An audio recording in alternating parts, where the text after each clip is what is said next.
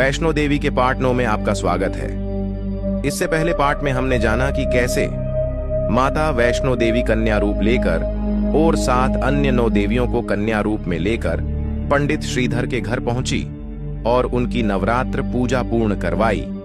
उसके बाद उनमें से एक कन्या ने पंडित श्रीधर को भंडारा करने का सुझाव दिया। आओ सुने आगे की कथा। कन्या पूजन के बाद उनमें से एक कन्या ने पंडित श्रीधर को अपने पास बुलाया और कहा, तुम अपने घर में माता का भंडारा करवाओ, माता रानी तुम्हारी सभी मनोकामना अवश्य पूर्ण करेगी।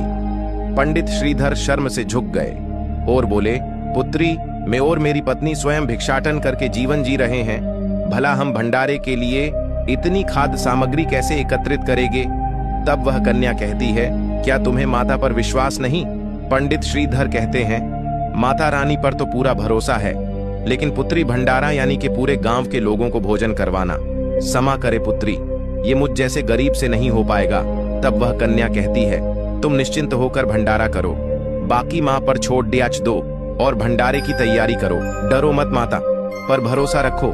पंडित श्रीधर उस कन्या की बात को टाल नहीं सके। ऐसा लग रहा था जैसे स्वयं माता रानी भंडारा करने का आदेश दे रही हो।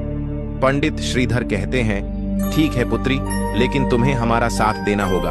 वह कन्या कहती है, मैं समय आने पर स्वयं उपस्थित हो जाऊंगी। फिर वह कन्या कहती है कि भंडारे में सभी के साथ साथ भैरवनाथ को भी भंडारे का निमंत्रण जरूर भेजना। पंडित श्रीधर कहने लगे, पुत्री, भैरवनाथ मुझसे बहुत क्रोधित है, वह मेरे निमंत्रण पर कभी नहीं आएगा। वह कन्या कहती है, वह जरूर आएगा, तुम उसे निमंत्रण जरूर भेजना। ऐसा कहकर सभी कन्याएं वहां से चली जाती हैं। पंडित श्रीधर और उनकी पत्नी बहुत खुश थे कि उन कन्याओं की वजह से हमारी नवरात्र पूजा पूर्ण हो गई। लेकिन पंडित श्रीधर किसी सोच में खोए थे।